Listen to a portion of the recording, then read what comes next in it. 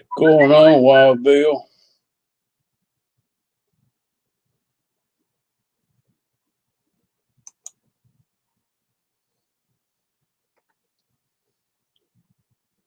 Oh, Eric. How y'all doing tonight?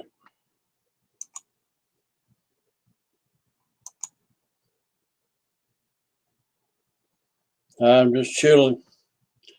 How's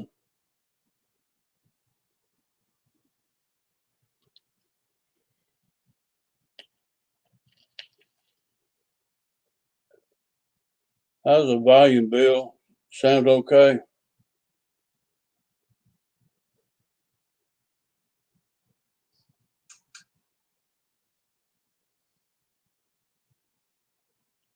going on, George?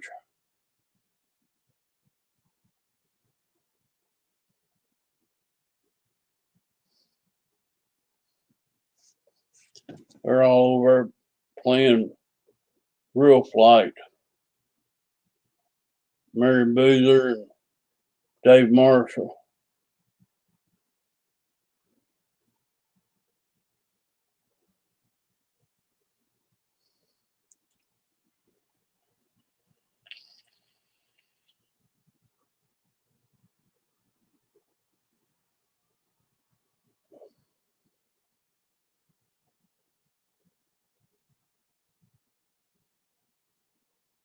That's a good deal, George.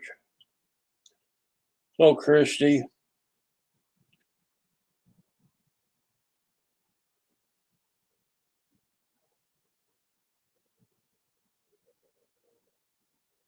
Hello, William.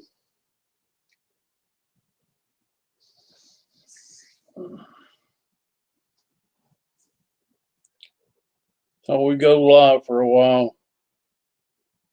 Ones that don't play Real Flight, come over and chat with me. Eric Quinn, what's going on, dude?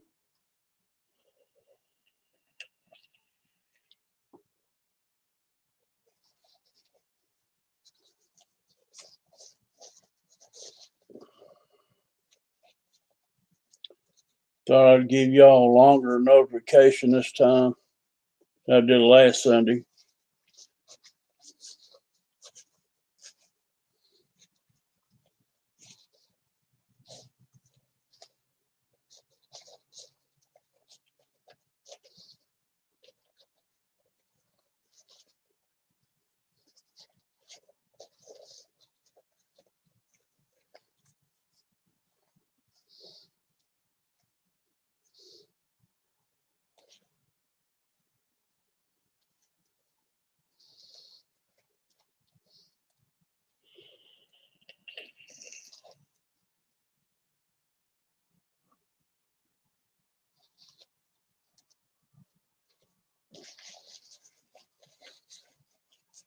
I worked in the garden all day yesterday. I've got it, had to get it ready to plant.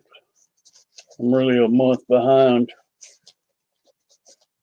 I got all the weeds out of it and took a blowtorch and burned all the weeds out of it down to the ground. It's rained on it today, so the ashes got back down in the dirt. Need to break it all up so I can plant some tomatoes, some bell peppers, and yellow onion sets. I'll grow a little garden this summer.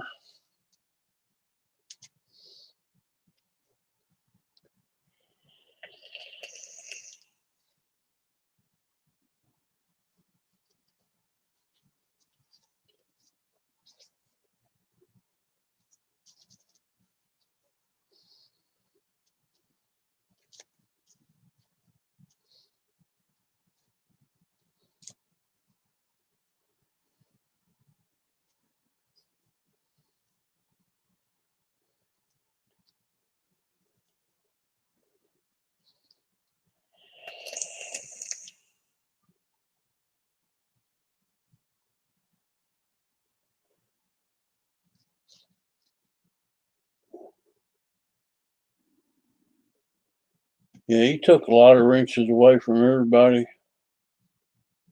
only the chosen few.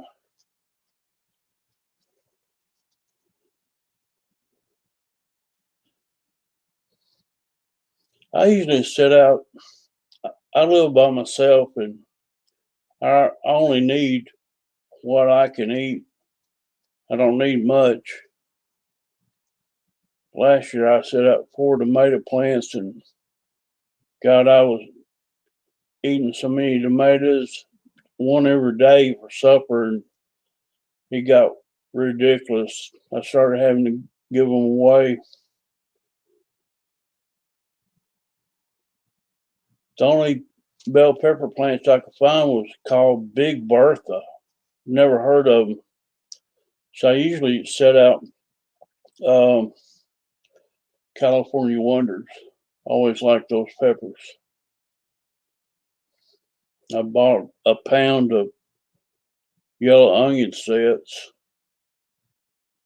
I got 6 bell pepper plants and 2 Cherokee purple tomato plants.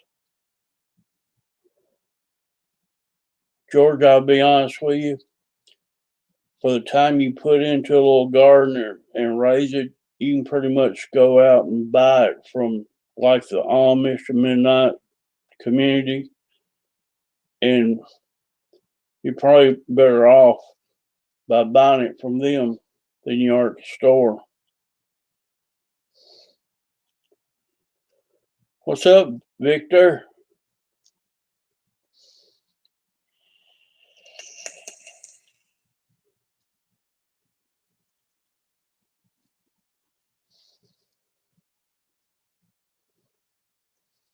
Chrissy, you need to try some of those. You really like them.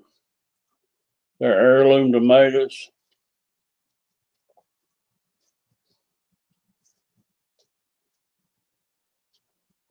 They're not the prettiest tomatoes in the world, but they're one of the best tasting ones there ever was.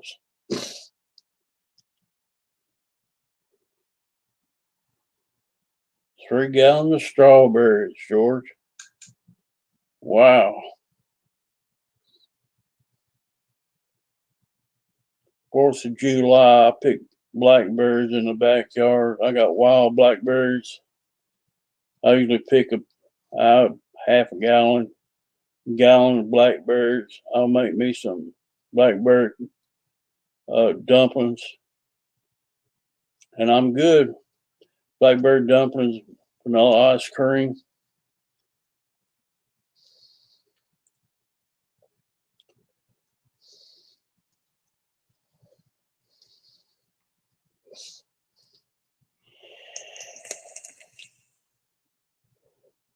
Usually I make a batch of those and I'm good. I'm good for the rest of the year till next season.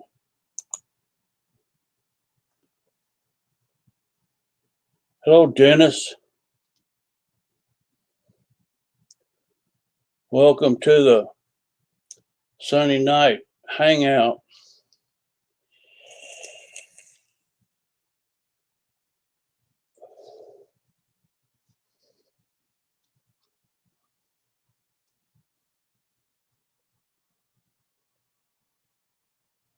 Yeah, if you wait much longer after the 4th of July, they're overripe and they'll fall off to the ground. I always pick them on 4th of July here in Tennessee. Back when I didn't have a place of my own, I used to ride around the lakes on my 4-wheeler, take a big bowl, and I could ride around the lake areas where you launch your boats and stuff. I could go pick enough blackberries for what I wanted to eat. You just got to watch out for snakes laying up under there. A lot of times, snakes will lay up under them blackberries waiting for a bird to come in there to eat a berry, and the snake eats the bird. You just got to be cautious. I, I pick blackberries every 4th of July. Got tons of them here. I've been wanting to bush hog all of it back. but I haven't done it.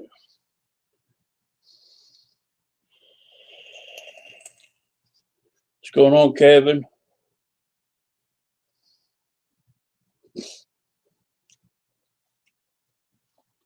You fly that old plane, George?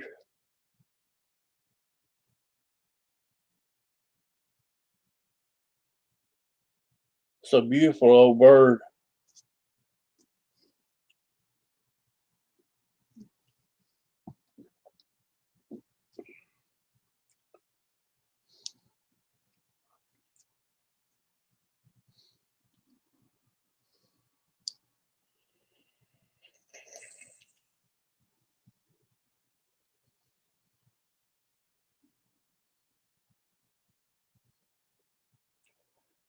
George, are you videotaping any of those flights?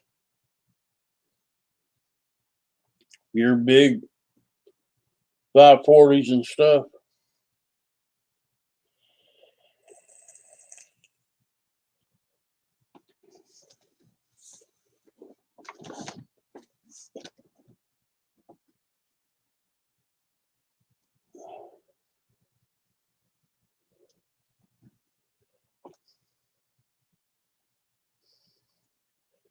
So ask me, Dennis. I hardly ever go to Instagram, just every once in a blue moon.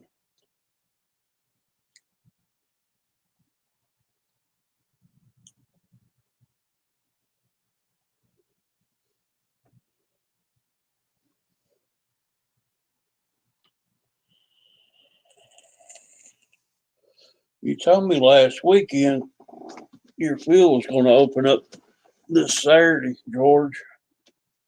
I'm glad you're getting to fly.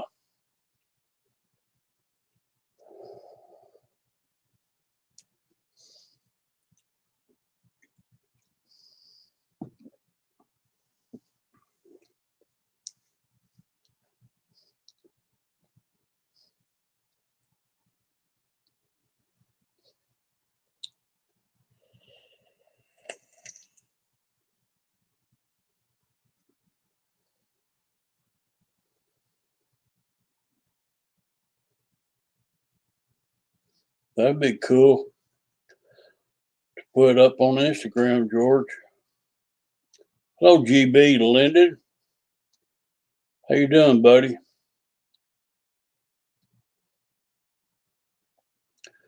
There might be a small delay in my voice and what I'm reading in chat. I'll eventually get to you.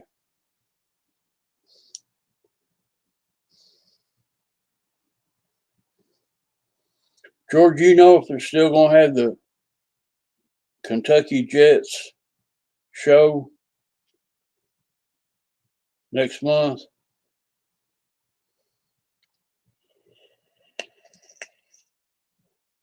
I really would like to come up to see that.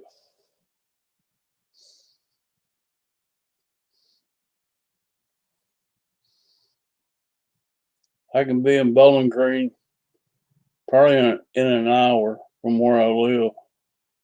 Not too bad.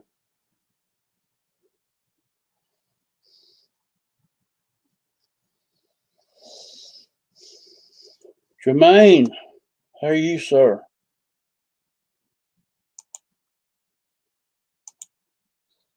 Just give you a wrench, sir.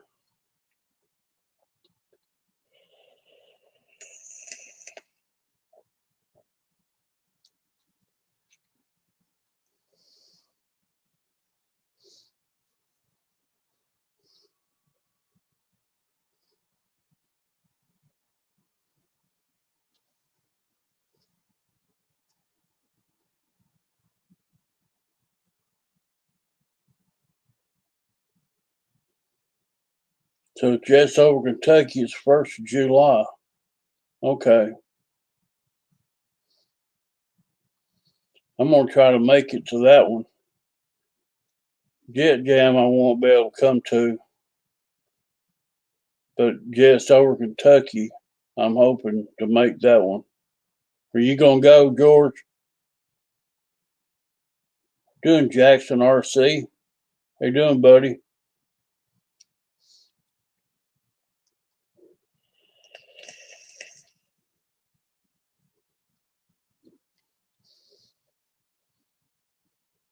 Kevin, I tried to join into the Boozers flight before the show started so I could share screen it, but it said it was too busy. I tried twice and I never could log into it. I've got Real Flight 9.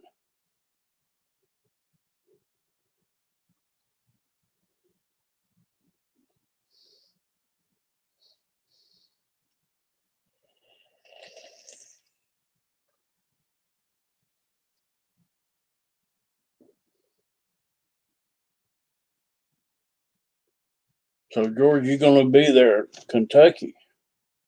Cool. What's up, Jeff Custom?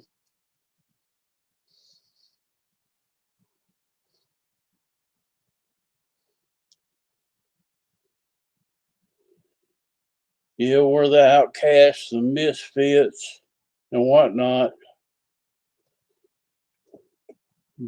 Beer drinkers.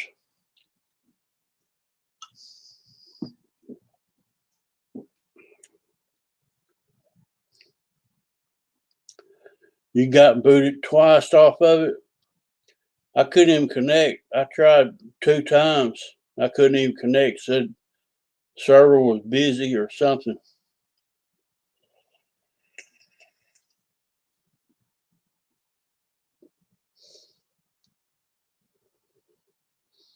It's not real fun when you get 32 people in there flying.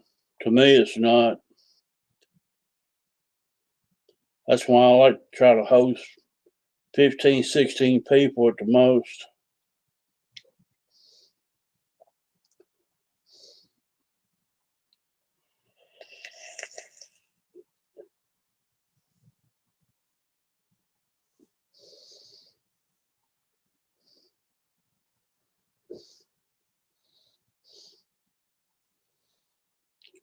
Jackson, you're 650 miles away from me, brother. I wish I could come.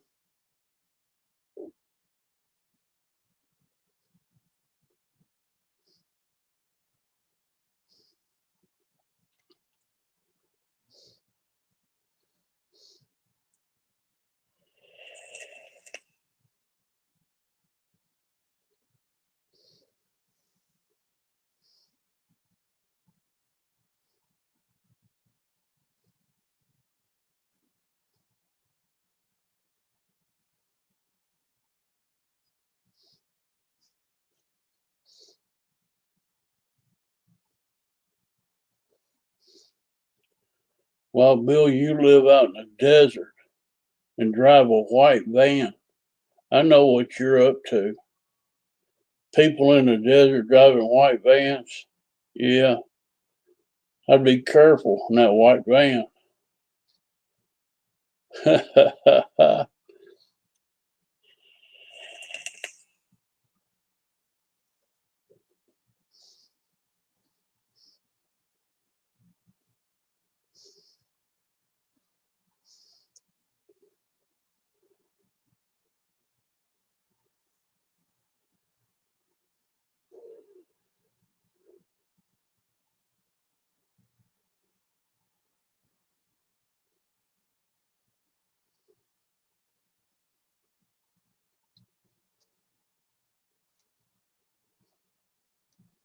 142 miles an hour.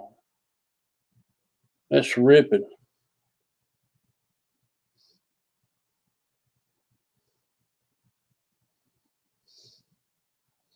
I do good to see 60 and 70 out of my planes.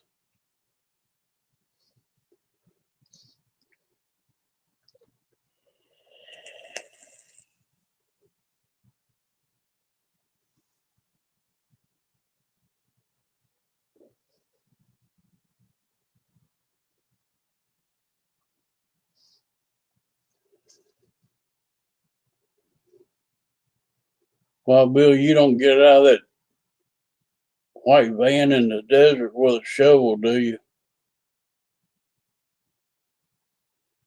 You know, Big Brother's looking at you from the satellites up above.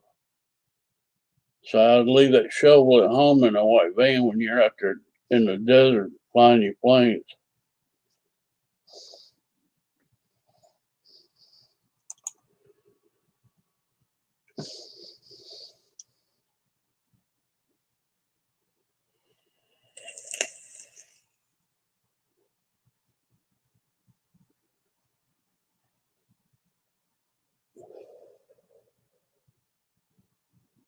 Hello, Mike.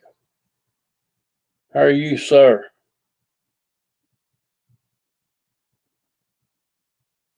You ever get your motor and Gooniac burner back from Ray? Put back in your jet?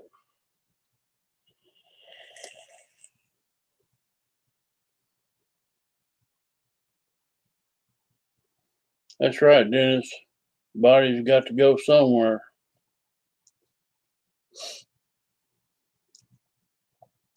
Just looks suspicious that Wild Bill drives a white van. He flies in the desert. He parks his white van out in the desert. He flies his Bigfoot. I said, "Yeah, we know what you MO is."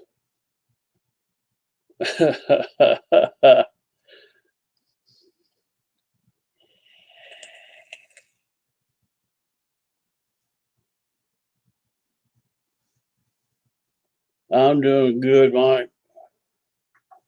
Trying to get my garden ready to plant some plants. Got it all weeded and burned off yesterday. It's rained on it all day today, so it soaked all them ashes back into the dirt. And I just got to turn it, break it up, let it set a little while. I'm gonna start planting.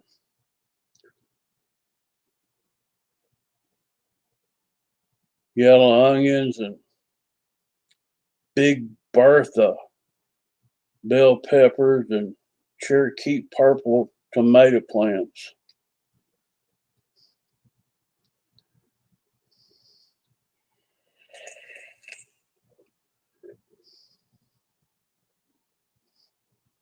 Yes, George, I live in Tennessee. I'm probably 25 minutes from Kentucky border.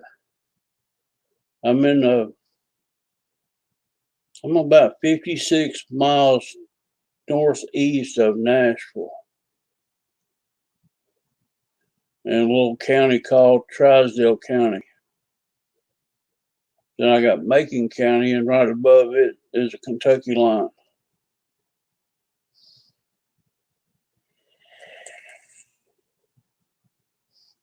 I'm about, I don't know, 40 minutes to I-65 from here. I can be in Bowling Green about an hour coming up I-65.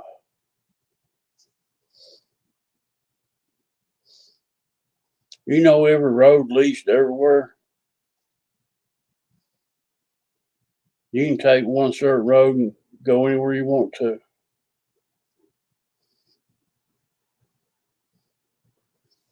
Come up straight up 81. You're 650 miles from me, Jackson. I've already looked it up.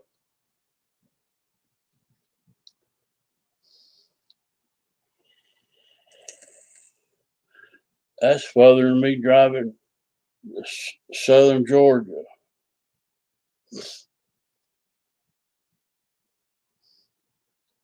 Where they have the Kentucky Jet. It's I can be there. It's close to Elizabethtown. It's not far.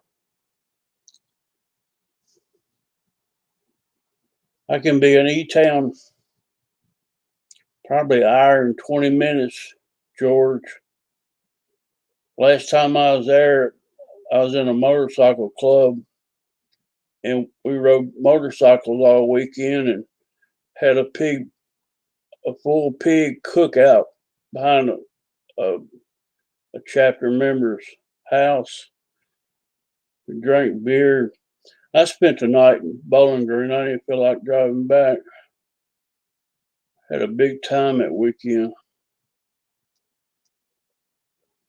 The state rally run's what it was back around 2001.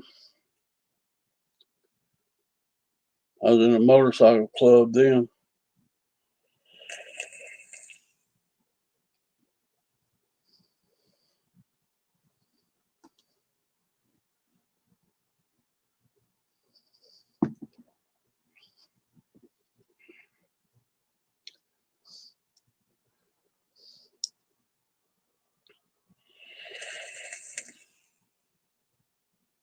Christy and GB and Roy, that they're all, and Wild Bill Flynn, they're living in a different world.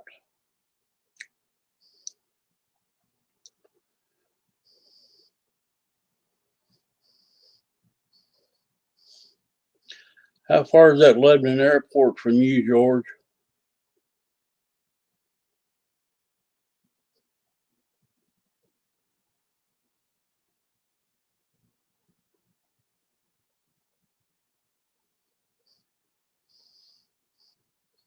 I don't want to go live on Facebook, Jackson.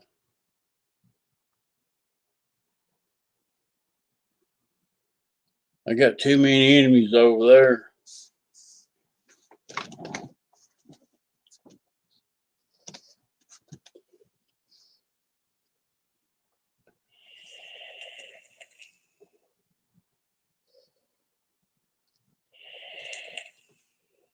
I got kicked out of Hobby King community group the other night.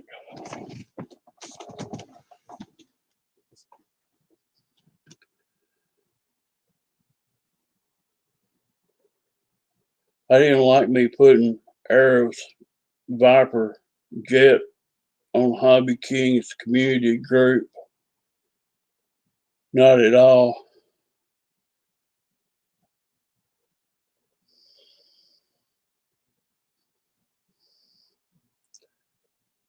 I say, oh well.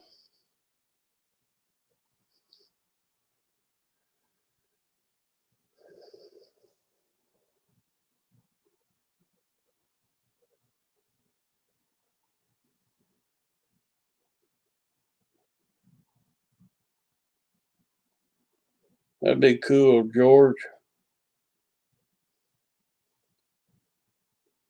Them turbines, something else to listen to.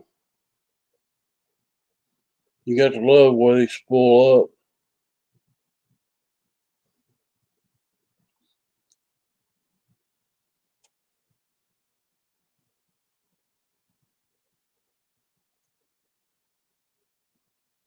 Okay, Jackson.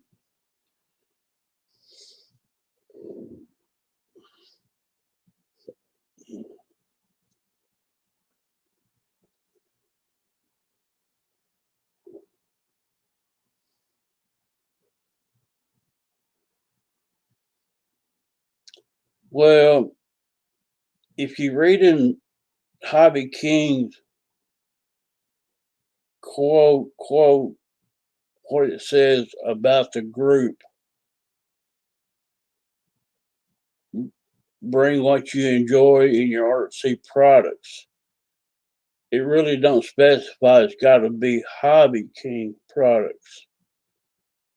I took it that they welcome anything that you want to show there. They got all bent out of shape. One guy told me to remove the pose, and I said, why don't I remove you instead?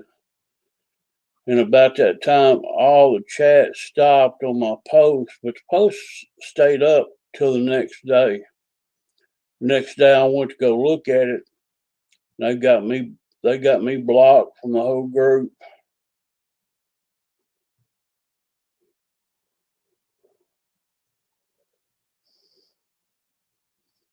Hobby King is not one of my favorite groups, but they have a lot of people there in their group. I post my videos there. I don't care.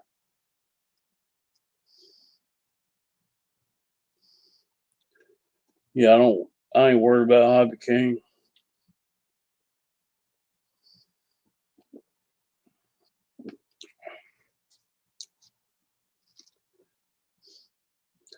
He said I was spamming because I had links to Palette Ryan, Hobby Zone, Airs RC, linked in my YouTube video. He thought I was spamming the group. I said, I ain't spamming crap. I said, I'm just showing you a YouTube video I made.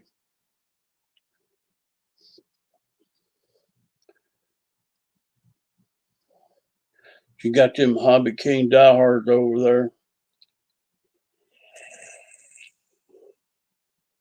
They'll get over it.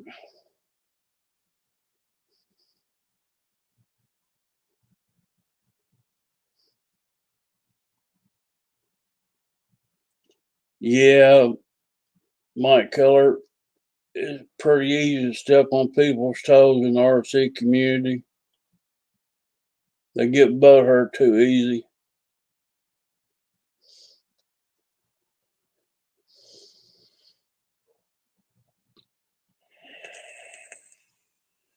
Eric, I'm not a RC car guy to help you.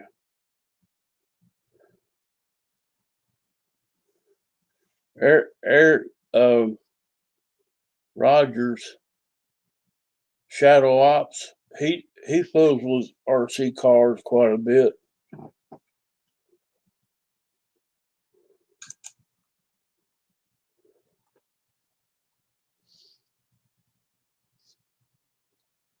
It's a mech mod with vanilla custard.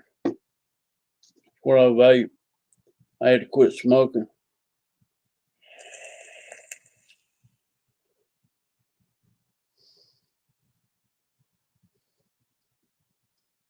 Still like my nicotine though.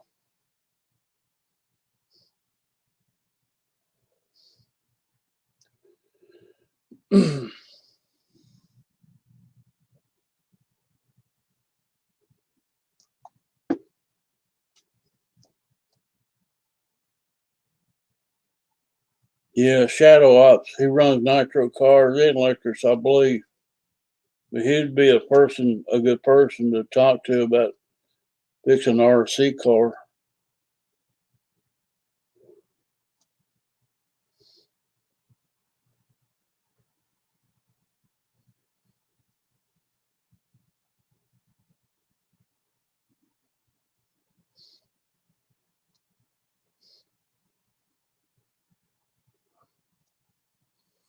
Eric, I seen you that some crash videos of mine so you could use them.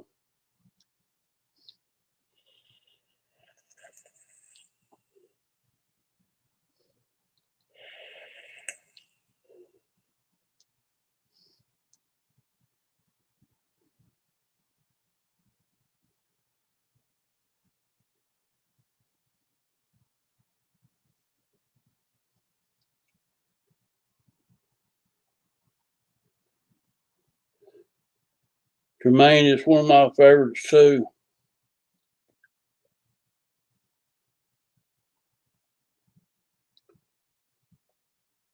Goes good with a good beer.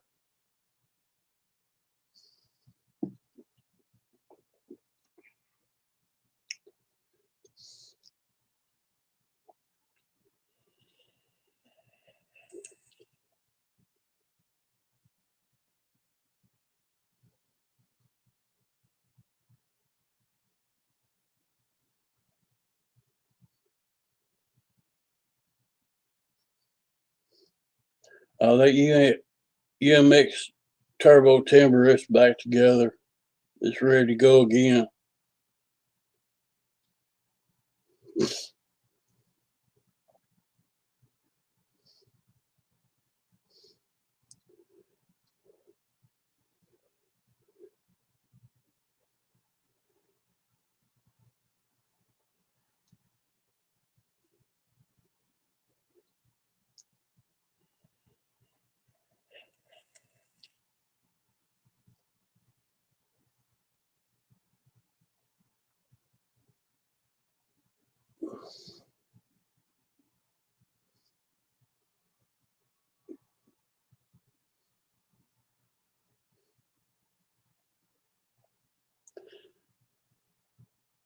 Hawaiian pig, 35% salt.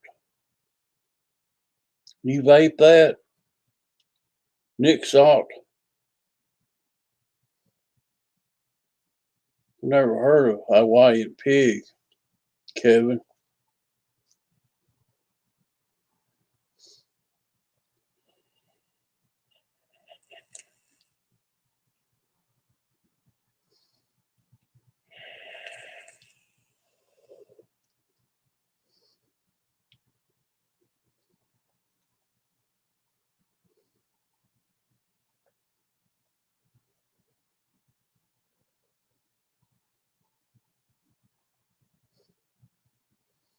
Y'all got any crash video? Y'all can share them with Eric on his.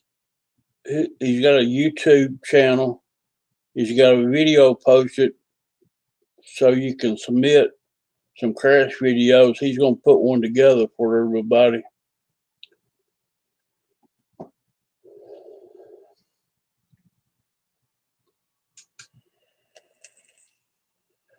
I know Mike Keller's got a good one of a commander hitting the ground like a ton of bricks.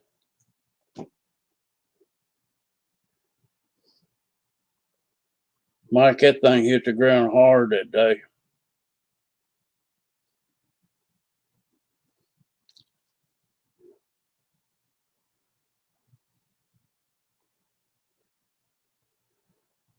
Wow, Bill, those kind of planes, to get in your easy chair and to sit back and just have a Sunday flight, that's the way to go.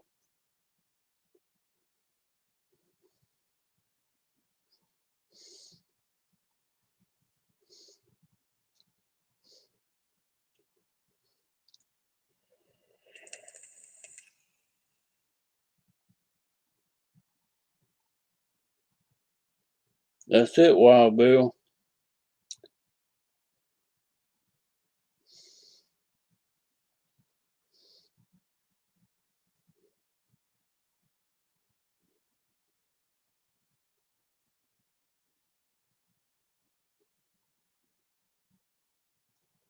Yeah, Mike, it went crunch.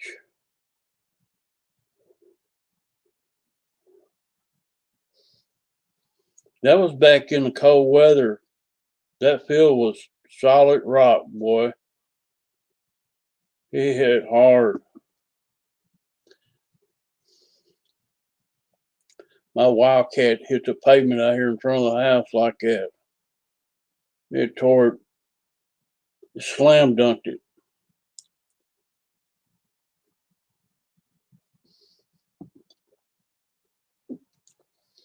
I still got to put a prop on it. Put the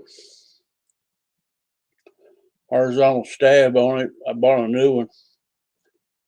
I've got the rudder glued back on. It's getting close. I got so much going on. Working on 3 or 4 planes at once. I'll do a little bit here on one and go to the next one, do a little bit. Let all that dry, the glue. Then I'll go back, start again on another part of them.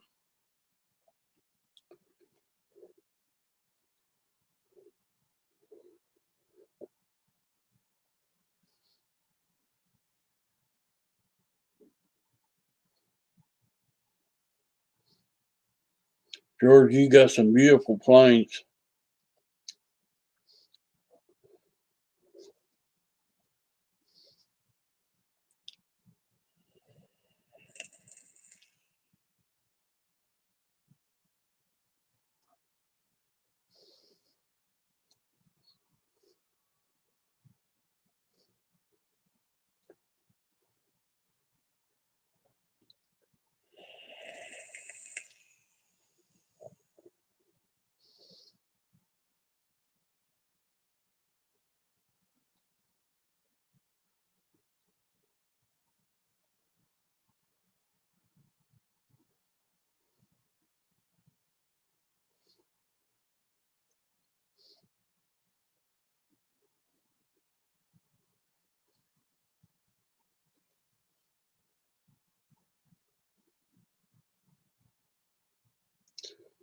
All right, Jackson RC. Glad you dropped in.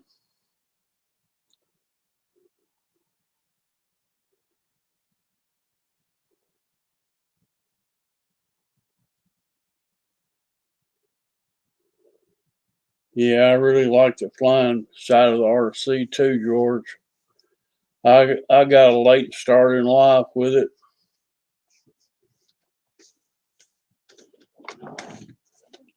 But since I did get started in it, I've highly enjoyed it.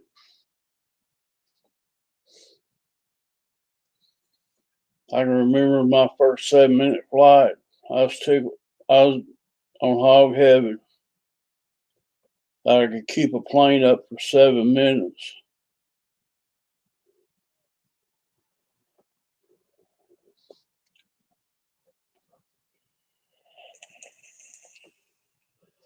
And after that, it gets easier and easier.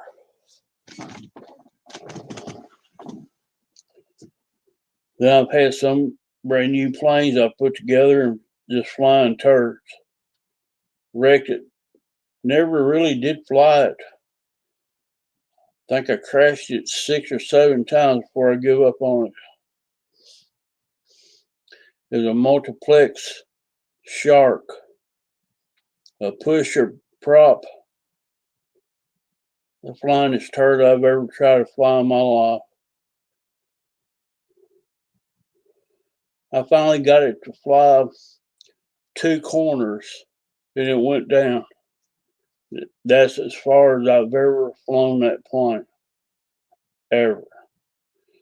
I took it apart and gutted it out. I never stole the push rods out of it, servos. I've gutted it, motors out of it. I'm done with that.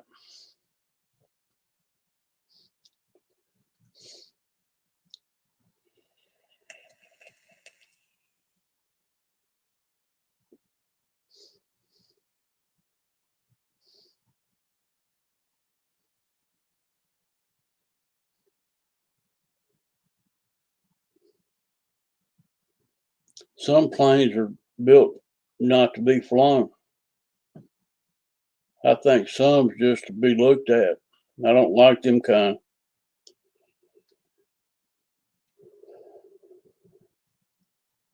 I try to make all my planes fly good. And sometimes that's impossible, what they send you.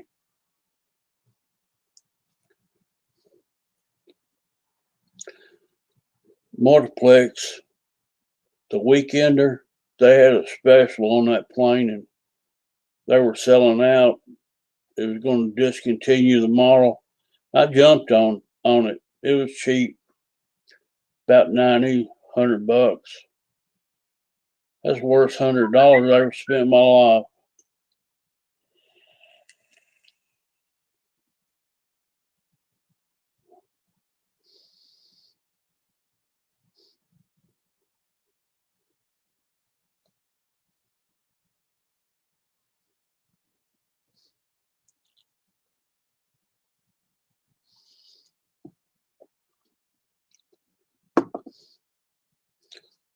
Be right back. It's beer 30 time.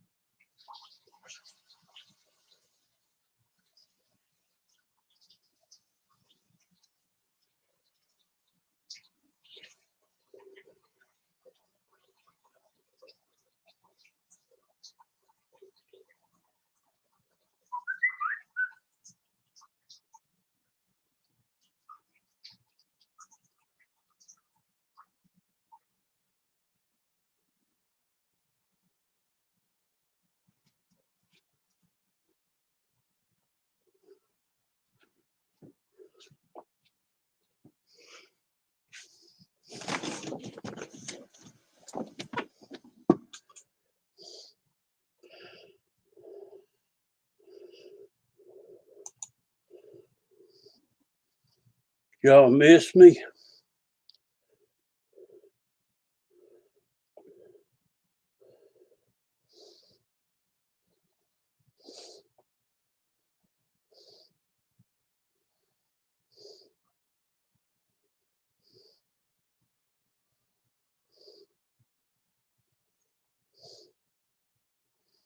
Yep, Porta GV.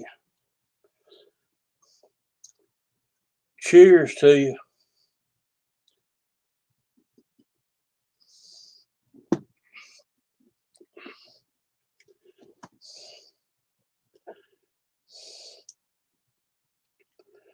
What's up, Jeff from Lower Alabama?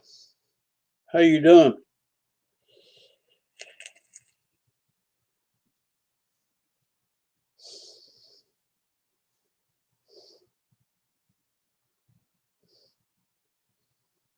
See, you like that Viper.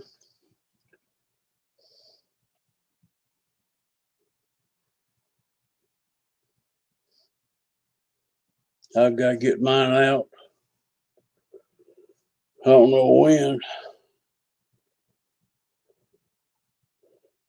Been rainy all day today and the wind blowing.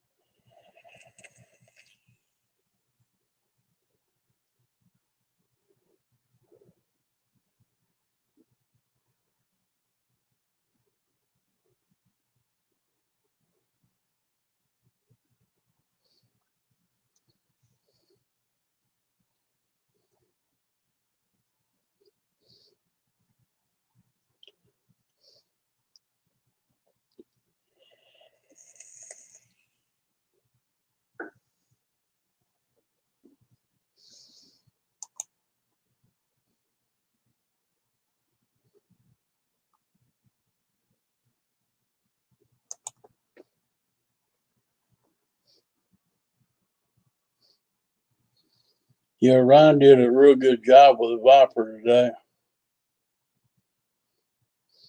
I like that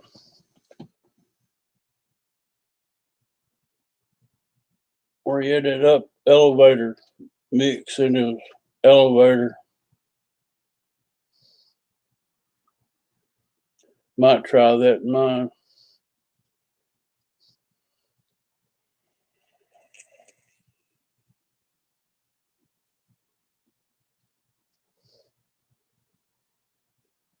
I've got a Hobby Eagle gyro. Might slap in it. I don't know yet.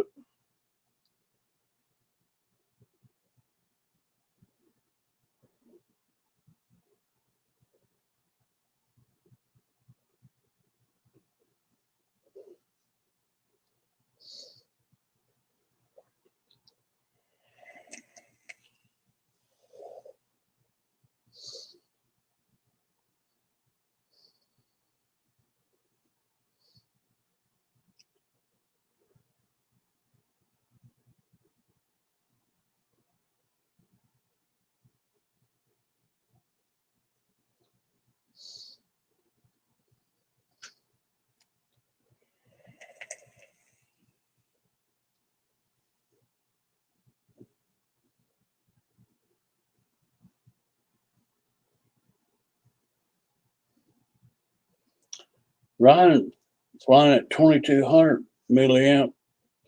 Seemed like he got good flight times out of it.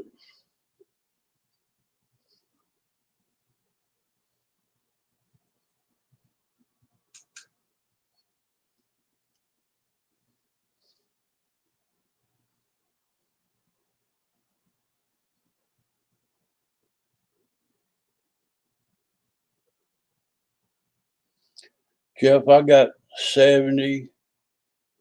I got 3 rates in my radio on that Viper, 70 and 80 and 100.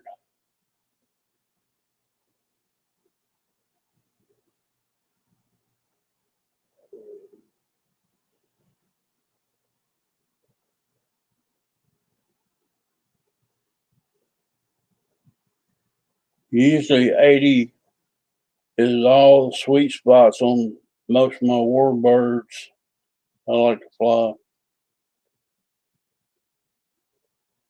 And might be too much on that Viper. Depends on how it handles.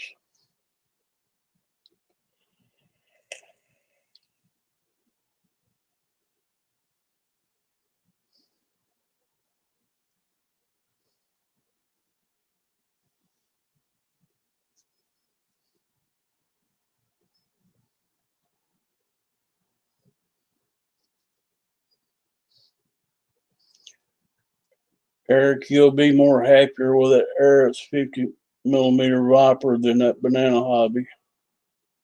For the money you're paying for the Banana Hobby, I would say buy the Air 50mm Viper.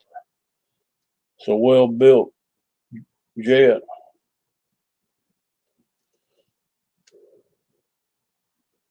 Got a good motor in it too.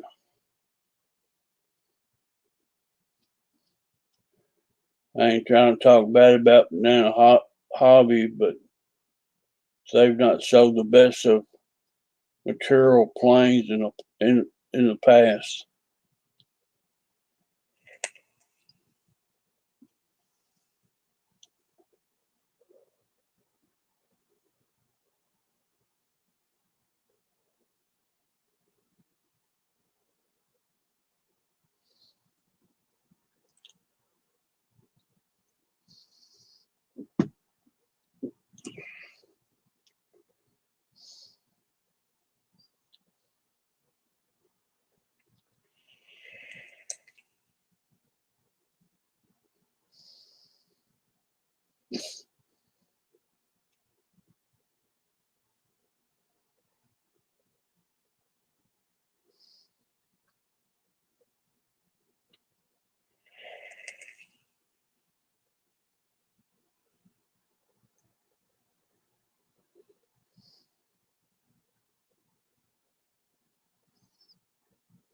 Eric, I was just saying, if I was going to buy one, I'd buy the Harris. I'd pay a little bit more for it because you're going to get a little bit better jet than Banana Hobby.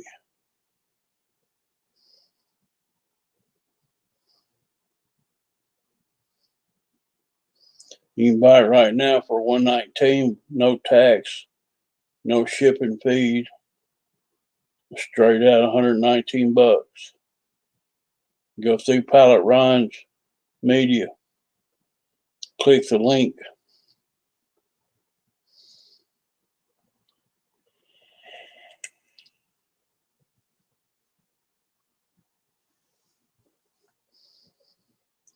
It's going to be a while before you be able to buy a jet, Eric.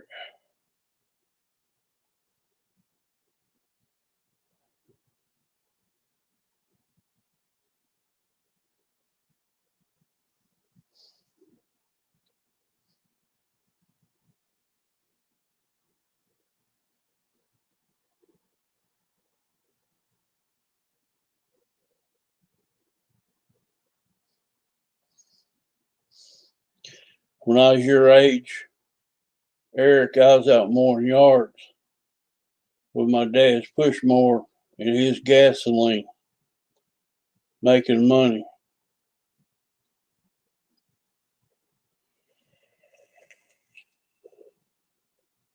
Taking off Coke bottles, selling them for the money.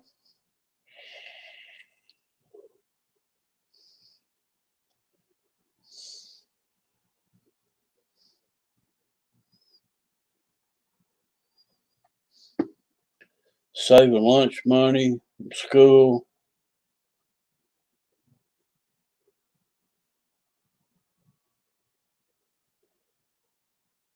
Buying pencils in the bookstore for a nickel a piece and selling them in class for 20 cents a piece.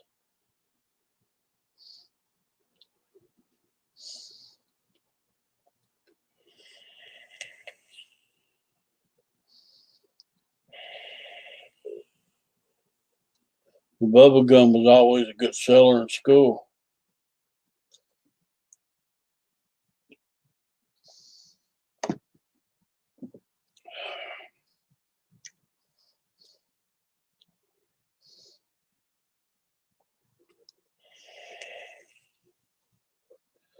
There's a Facebook group, and I forget the name of it, but they like to get free stuff sent out to their members. People, planes that people don't want anymore. You have to pay the shipping, but that'd be a good way to get some planes, probably. Forget the name of it. I don't go there very much. but pretty much everything's donated. Parts, planes, sometimes radios.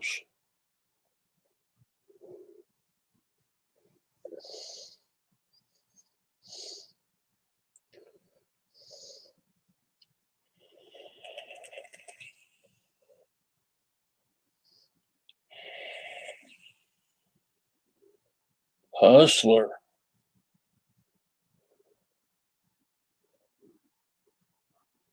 Daddy gotta make that money somehow.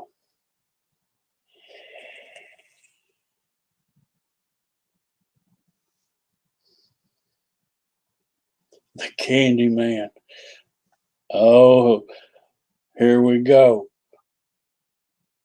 Show's gonna go sideways real quick now. The Candy Man. There you go, Jermaine.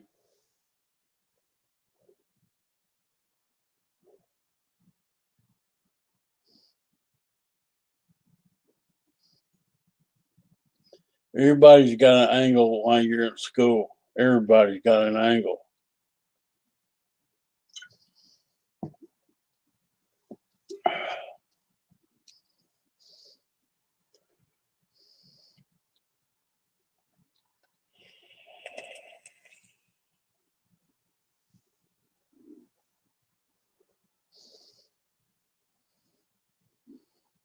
Jermaine, I'm gonna start calling you the Candy Man. You might get a new nickname.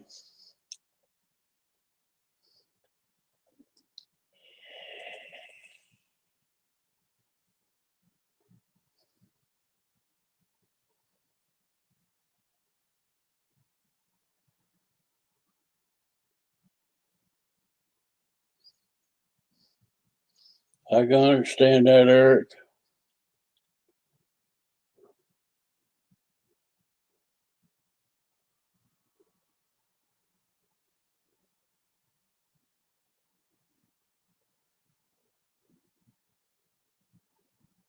My summer jobs when I was a kid was working on farms.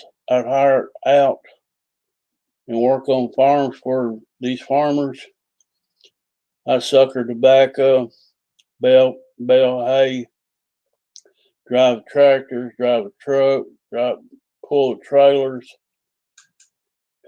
If it wasn't working in tobacco, it was baling hay in the summer. And as I got older as a teenager, I brick and block labored for an outfit.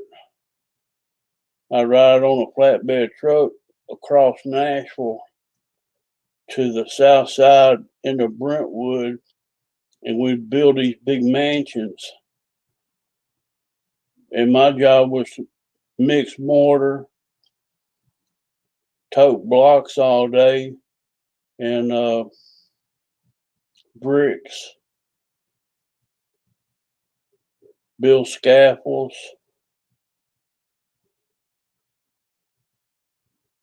I made good money, but I worked hard for my money too.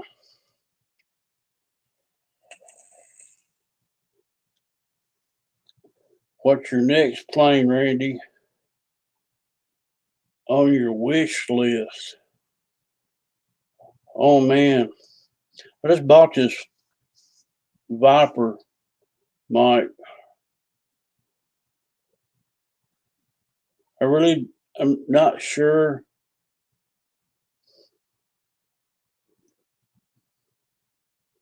Not sure. I've got high wings here. I've got mid wings. I've got big 300 extras. I got turbo timbers, the UMXs. I'm not in the market to be buying. I've got an old Super Cub. It's 11 years old. I'm trying to get it all rebuilt, put back together. I need to buy some receivers. I keep tearing out receivers, building something else with them. I need to just break down and buy some more receivers.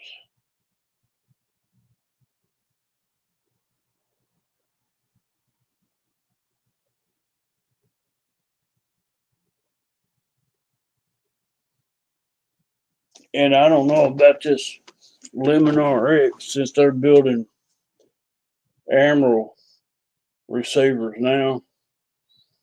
Their protocols probably changed totally. And I haven't bought any lemons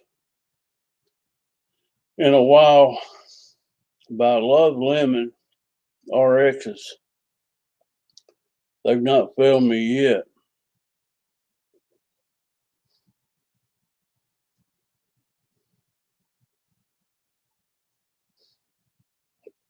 I've never flown any Emerald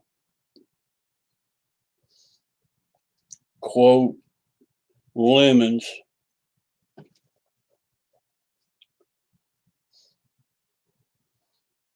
I'm sure if Lemon's building Emeralds are pretty good receivers, but I'm not sure about the protocol.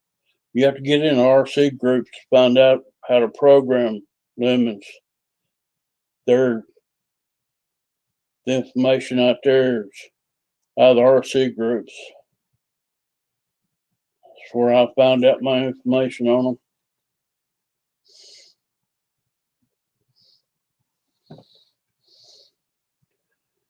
And Hobby King, they're always out of that orange receiver that's got thermometer in it where it measures voltage and all that stuff to your radio.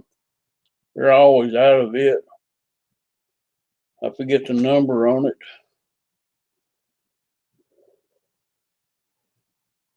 I was wanting to try one of those. What's up, Dave RC? What are you doing? That's my OG.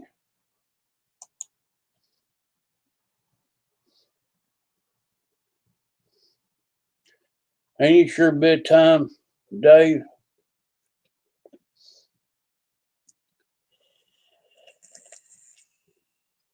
Time to be crack-a-lacking.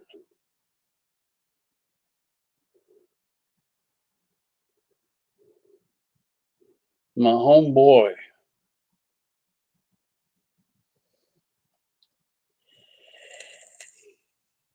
Glad you could drop in, Dave.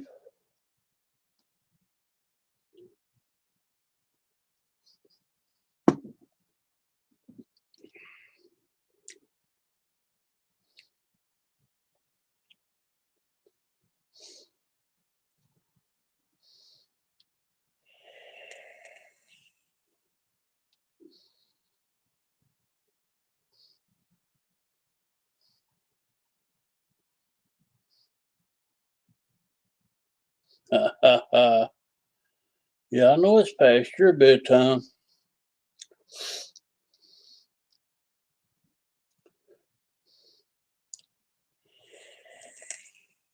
Should be grabbing you by the ears and pulling you back to the bedroom.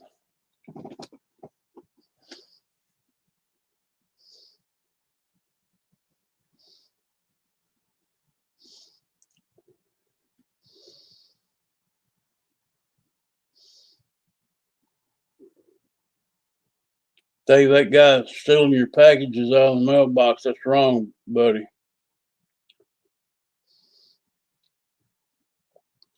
I'd be highly upset with that ordeal.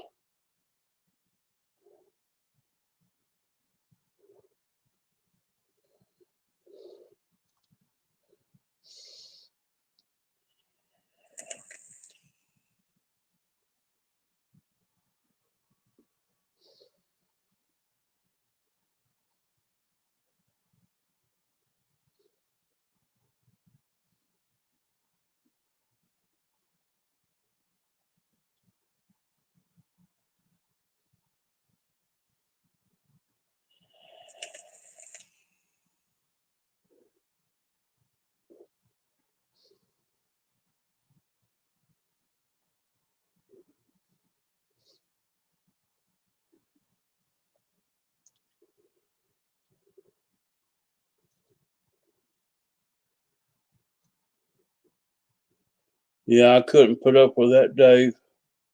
People stealing out of my box. No, I'd go off.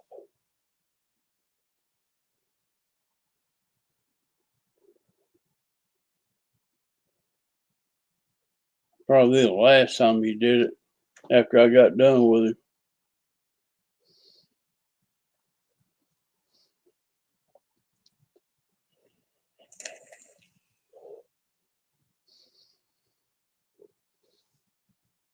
My postman, I was ordering a lot of stuff online, and if he's got to get out of his truck and go to the back of his Jeep and get boxes out and bring them up to the porch, he gets pissed off.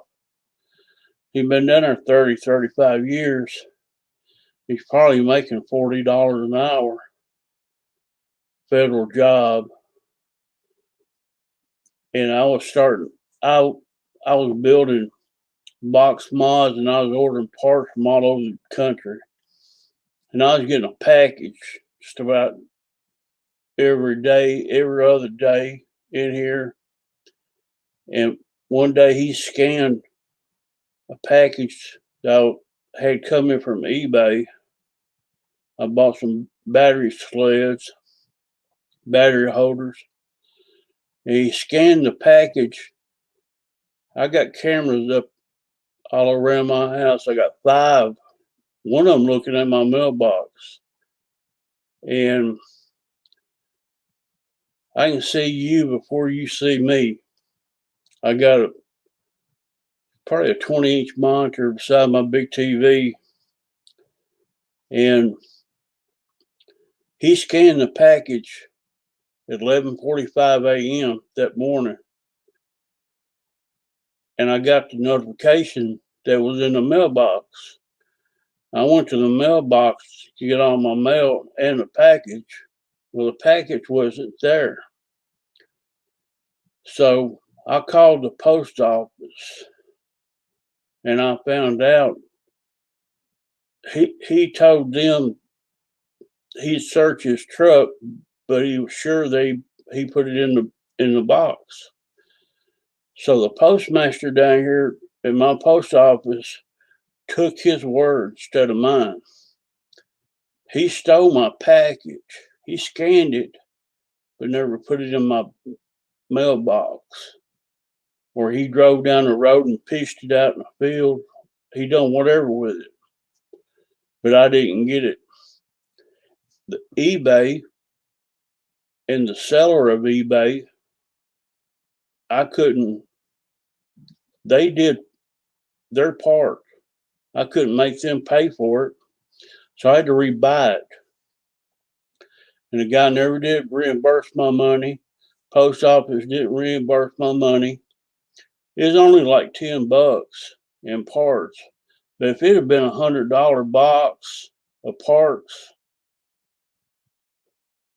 with that $10, I raised so much hell over that $10 package. I met him up on my front porch when he come back to work at next Monday.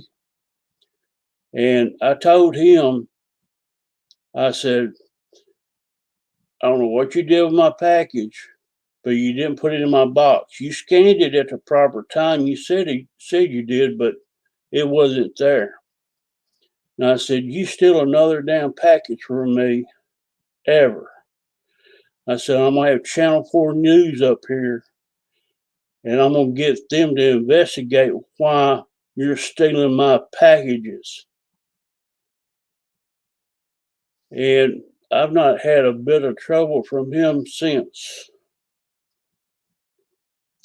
He's just lazy, don't want to get out of his truck.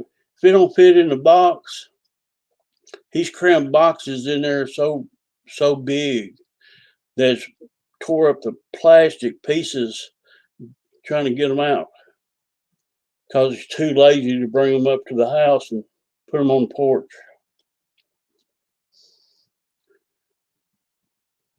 Crazy.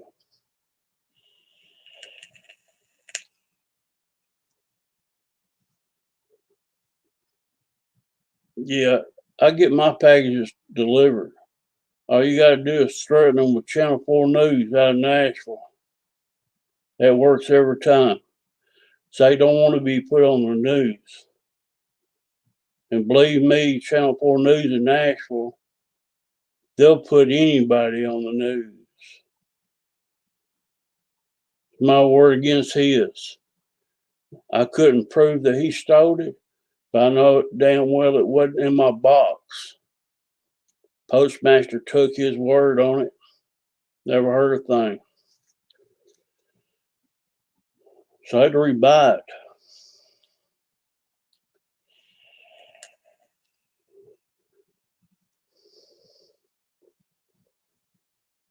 Postmaster said I could have my packages held at the post office. I said, hell no. I said, you're going to deliver them to my damn house, just like everybody else pays for.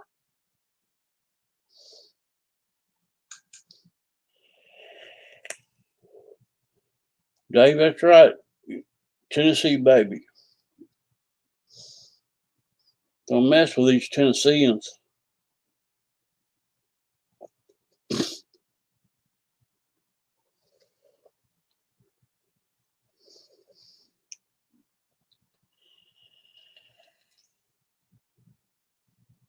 He broke my mailbox down there. The plastic pieces that holds the door shut on it, it's all loose now. It leaks water on my mail when it rains. I've got to either replace the box or silicone the top of it, keep my mail from getting wet. I put up with his shit for 5 years and I had enough of his shit.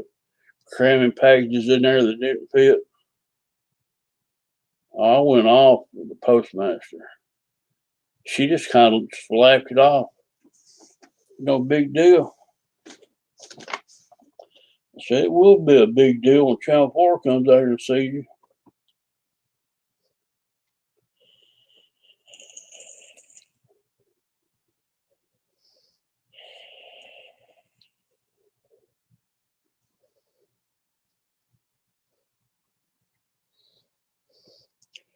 Mike, I'd have to say next plane I'd want would be that FMS Pitts V2. That plane you got.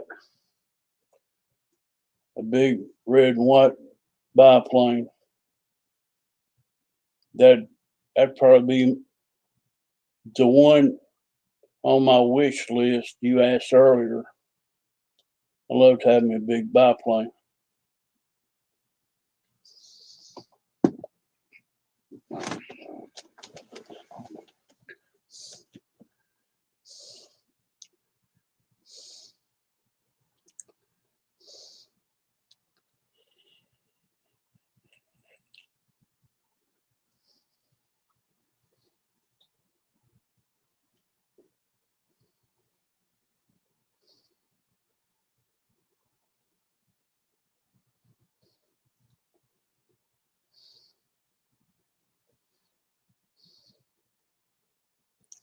Just ain't never heard of that model. I have to look into that one.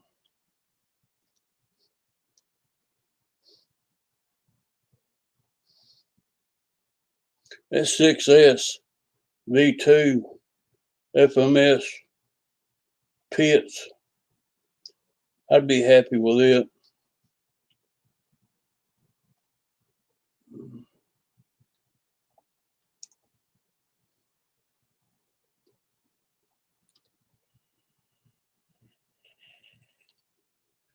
Mike, get that puppy out there and send it across that road.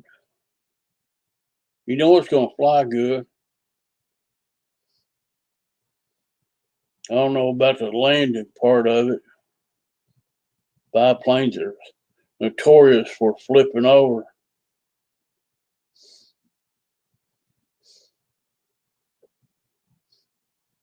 What I've seen of it, it seems like a nice plane though.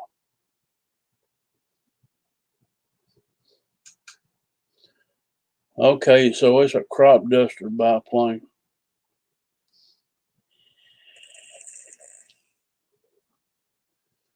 Yeah, that's one thing I don't have is a biplane.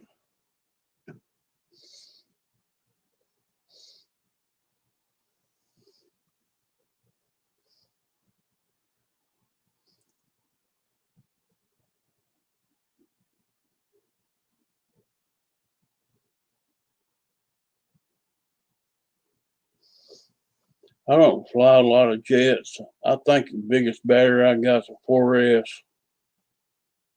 And pay out that money for those big batteries. Oh Lord, that's like buying another plane.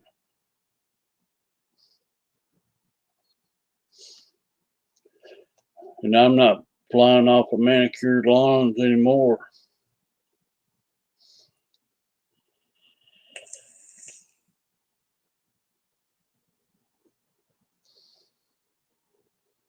I just got that message, Dave.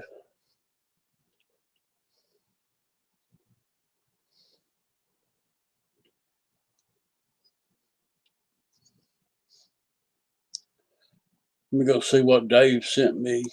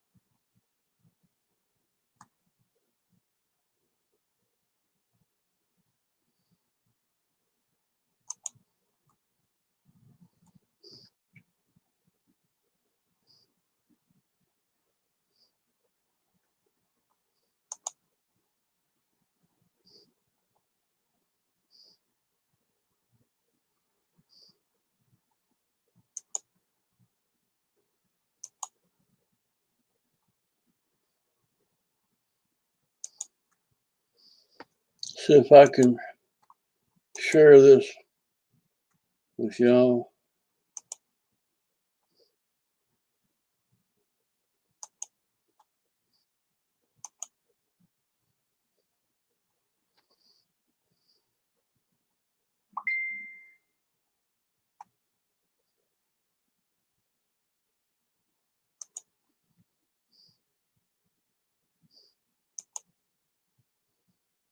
Y'all see that?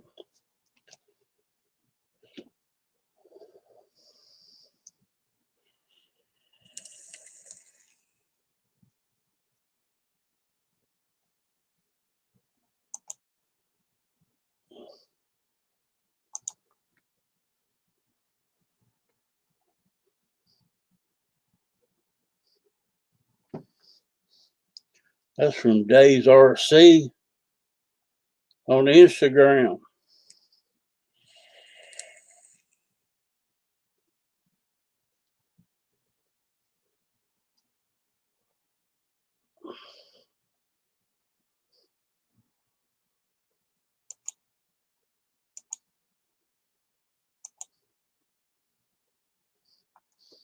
It's a pretty plane, Dave.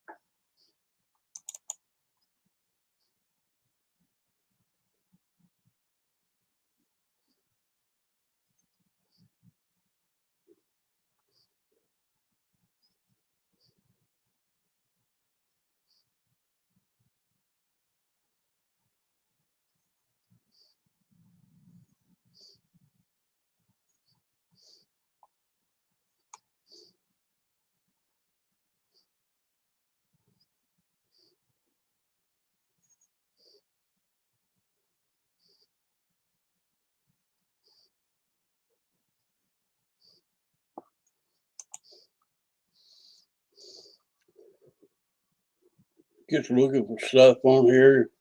Can't find nothing.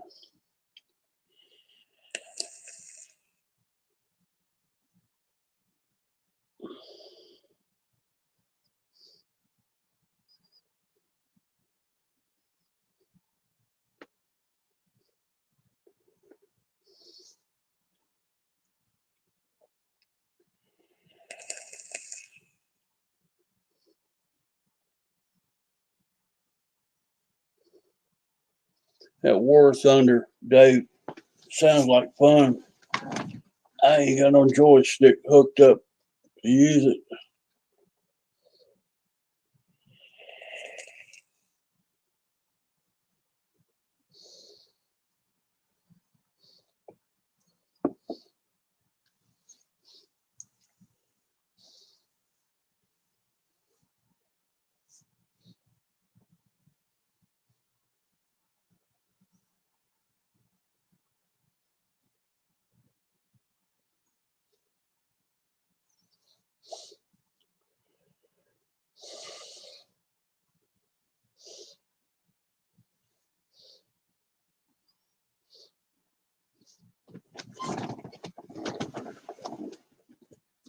Eric RC, I can't advise you what to do on that situation. I tell my kids not to start a fight, but don't back down from them. My middle son become a boxer. He was fighting every day after school, and I didn't even know it.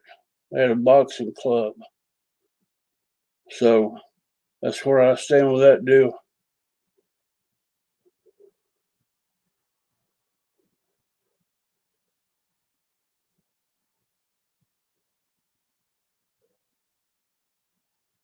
I had a big 6'3" cousin. You fought me, you had to fight him. If you fought him, you had to fight me. So buddy up with somebody, dude. That's all I can tell you.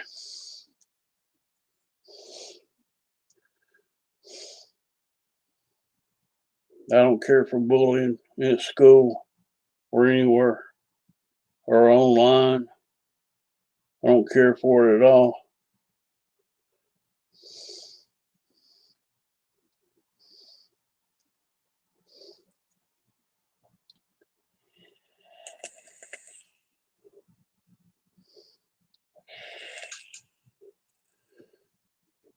When kids got unruly in school, 3 or 4 of us would jump him out on the playground. We'd get that situation took care of. Next day, there wasn't no more bullying.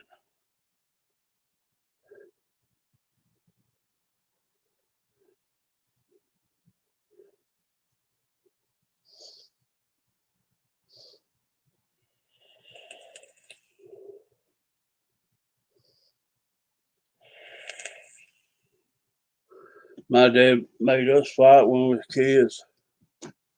I fought my brother, all my cousins. They bought us 16-ounce boxing gloves when we was kids. We'd go at it.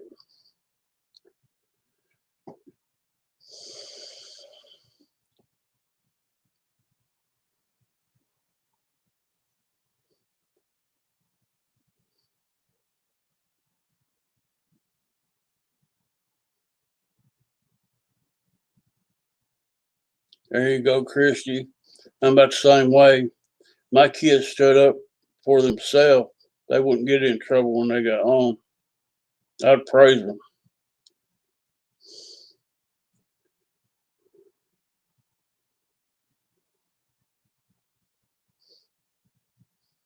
Who's counting, GB?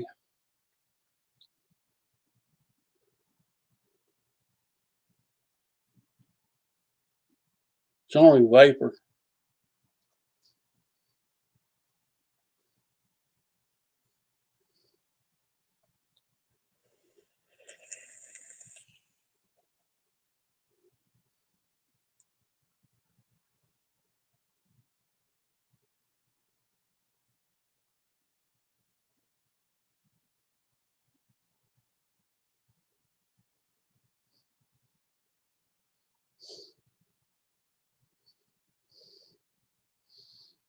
Eric, I was in the 6th grade.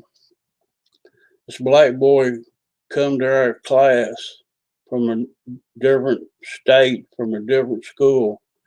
He picked a fight with every white boy in that class.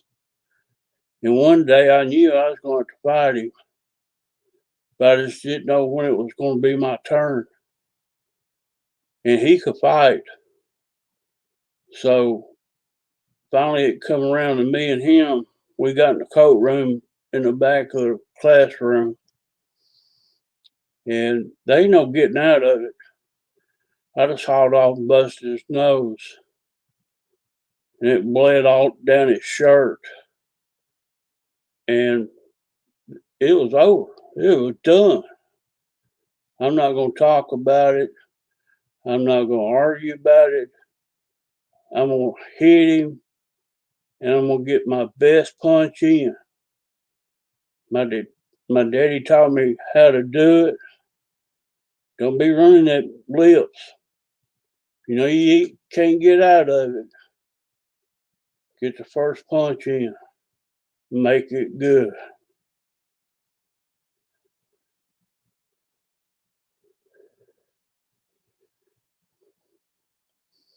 I've knocked some 6-foot men out, plumb out, by getting that first punch in. A whole lot bigger than me. You just got to take the bull by the horns.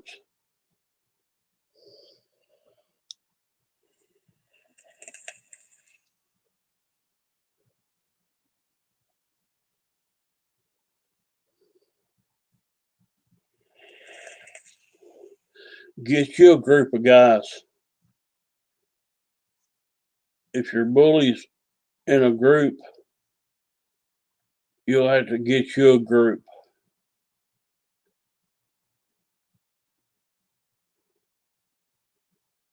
Oh yeah, Jermaine. I growed up in the 60s in school. They pull knives out on you, bust beer balls over your head, you name it. I've been there.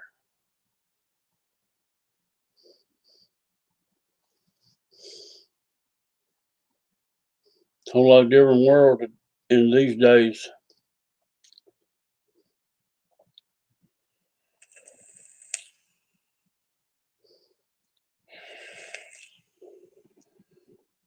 Yeah, it's a different world.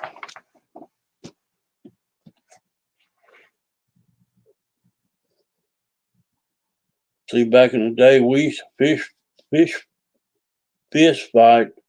Nowadays, people just shoot you.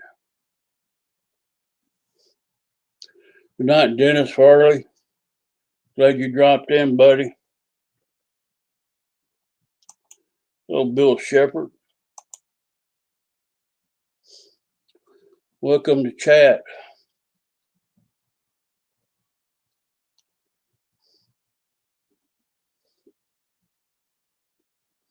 I'm 5'8", GB.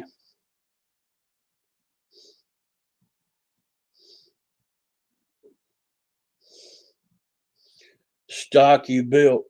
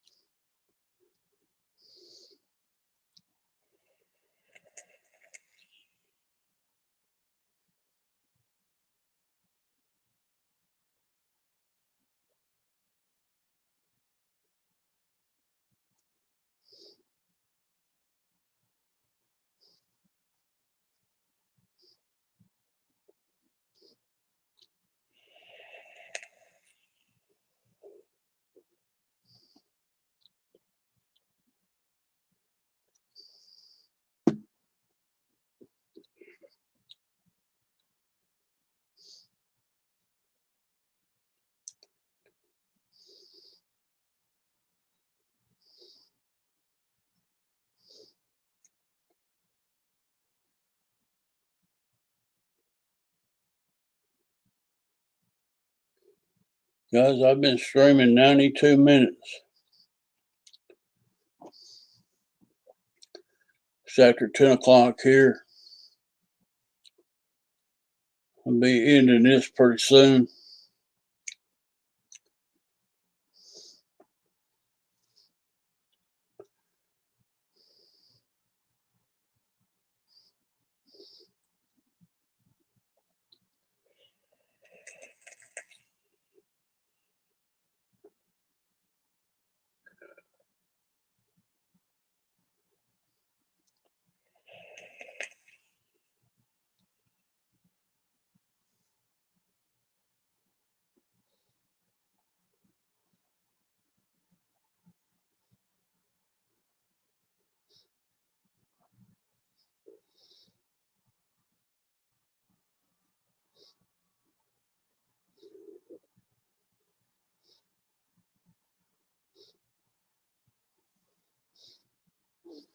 Eric, if you let it bother you, they'll keep picking at you. Just act like it don't bother you, and they'll leave you alone.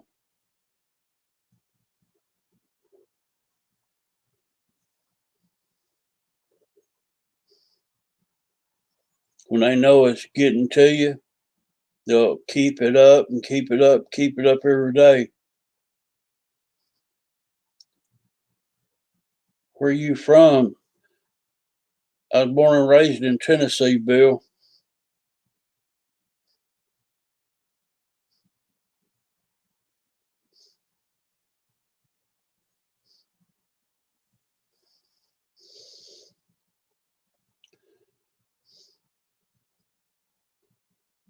Good night, Eric.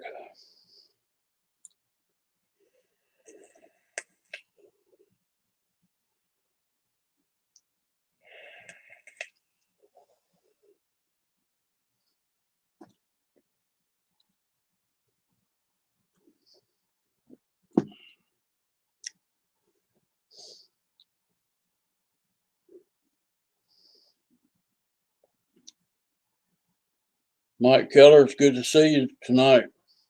Thanks for dropping in. Good night, George. Enjoyed y'all's company. Place for y'all to hang out for a while.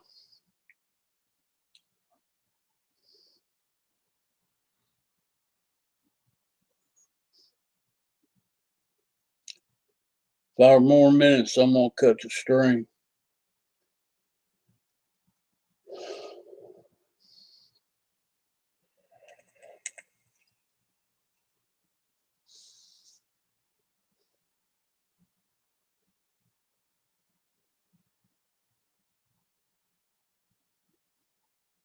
So you're from Johnson City.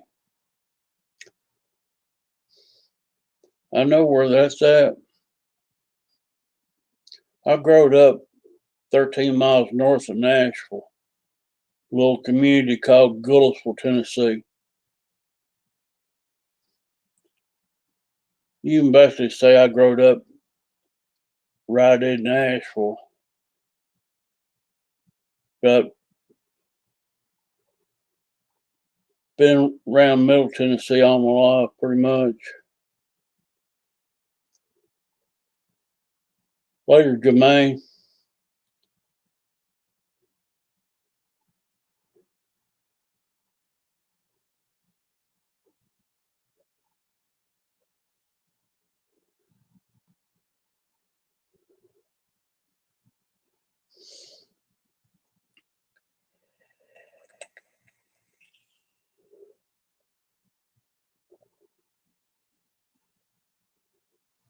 Been living here 64 years.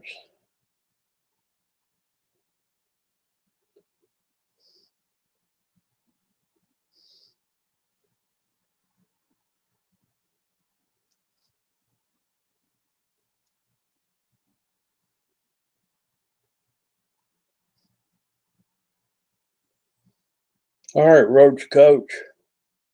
Have a good one.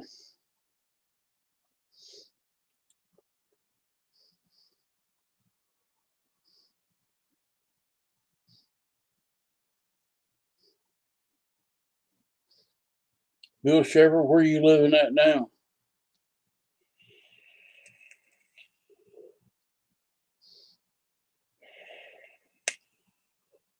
So you're in Georgia.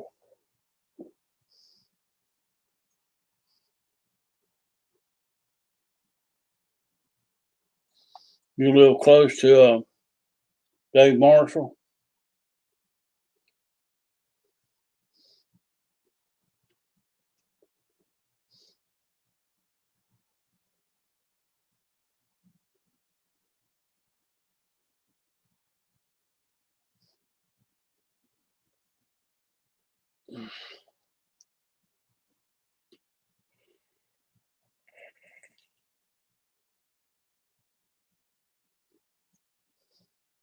I'm not sure. I've been to Savannah, but never heard of that place. Suanna?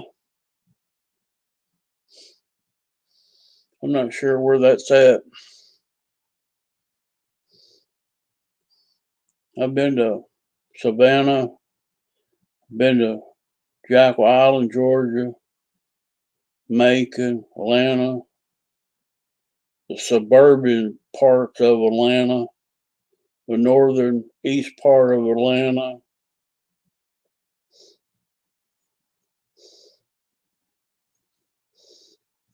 Yeah, that sounds about right, Bill. There's Air Marshal right now. What are you doing, you big dummy? Homeboy.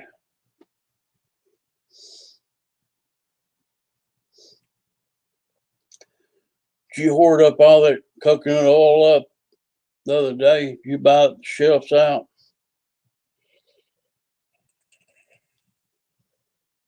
I know you did. Savannah's beautiful. Jackal Island's a beautiful island too.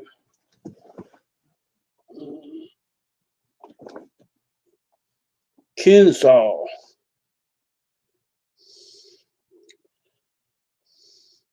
Kensaw's on the way down I-75 down to Atlanta.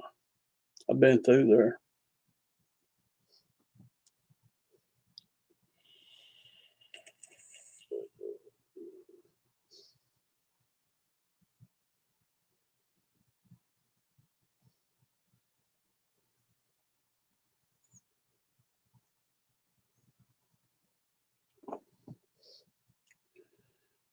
Marietta, Kenshaw. There's a Harley dealer down there at one of the places I've stopped at on the way down I-75.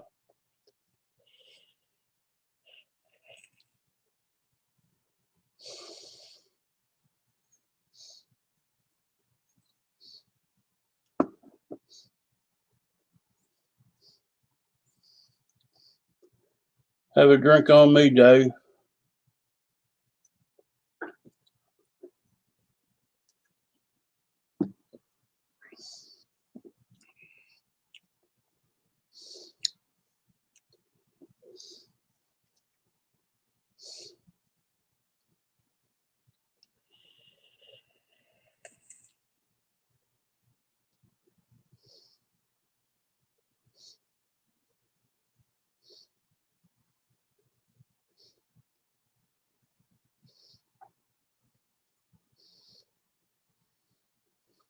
The worst thing about going to Atlanta from here is Chattanooga traffic and Atlanta traffic. You don't want to hit morning early hours going to Atlanta. If you have one little wreck in Chattanooga, everybody's got to stop and gawk at it. Backs up traffic for miles. You get hit Mount Eagle Mountain, you're free to go.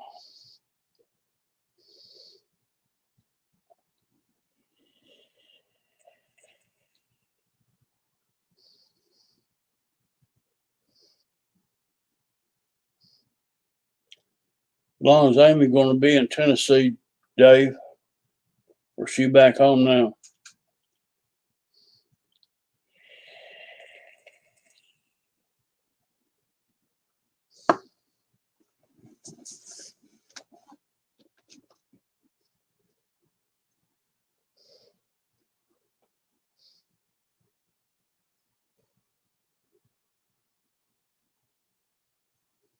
Atlanta will never get their traffic straightened out. They keep building interstates and interstates. It's just a big mess. Delayed traffic lights, that don't help. It's the craziest stuff I ever seen on 285.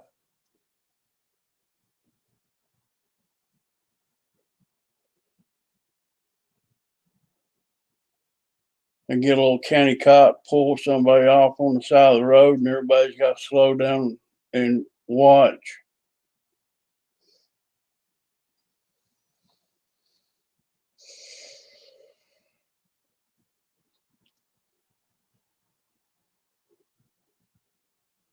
All right, Eric, RC.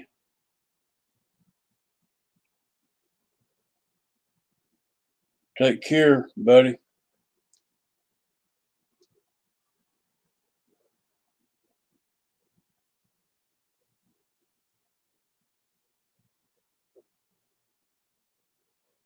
Oh, they got a mess down there, Dave.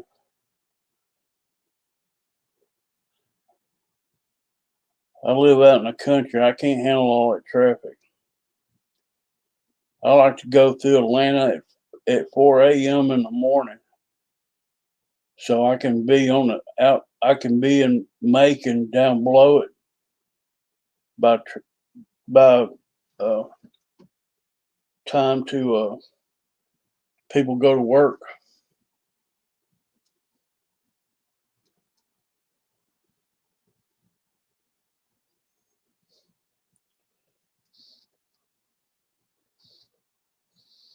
You can go to the north side of Atlanta and take 285 to Greenville, North Carolina, and I used to stay out there in a suburb of Atlanta for a long time.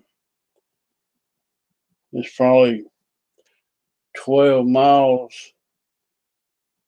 northeast of Atlanta. I used to stay there a lot, traveling back and forth.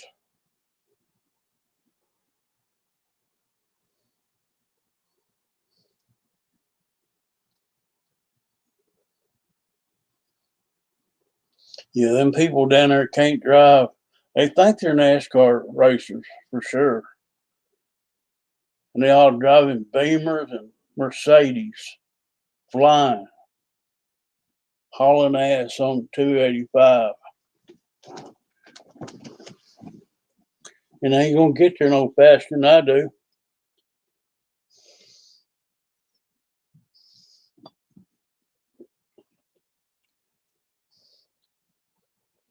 Y'all got a built-in racetrack all the way around Atlanta.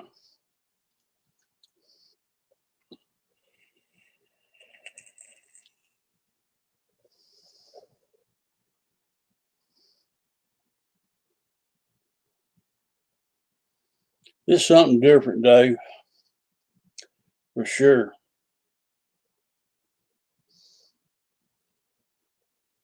Guys, I've been streaming a good while, probably an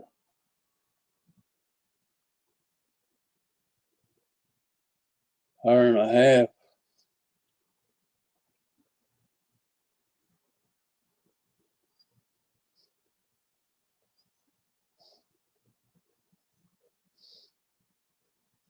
A Toyota.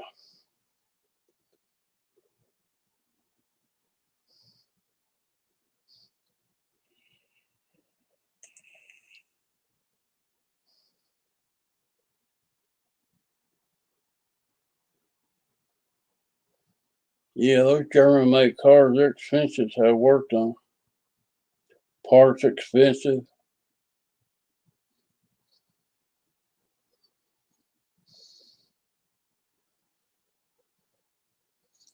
$300 rear hose. I can imagine. I'd hate to see the mechanic bill.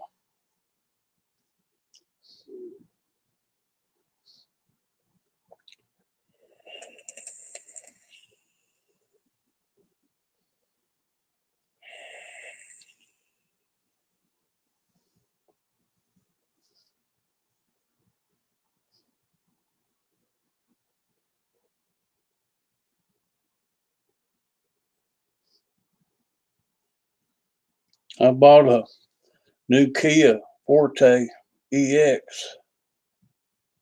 That was the last new car I bought. My ex-old lady got it. Black on black. Good looking little car. It was a 2014 model. I bought it a couple years old. It come off of a lease. I bought it. It was right before 2016. It's only 2 years old. I bought it. Got a good deal on it. She wound up with it. My separation. She's paying for it though. Although it's in my name.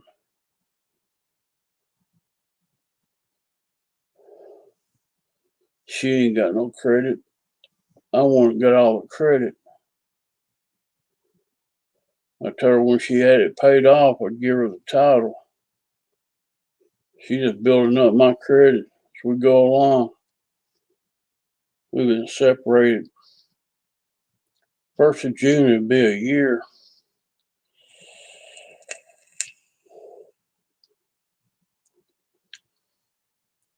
For my good deeds to her, she signed me the house and property over to me.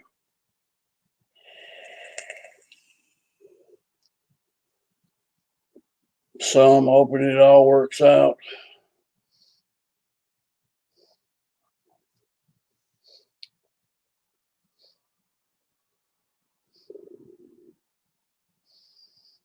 All right, Dave. I'm going to head out too, guys. Glad y'all stopped in. Had a good time.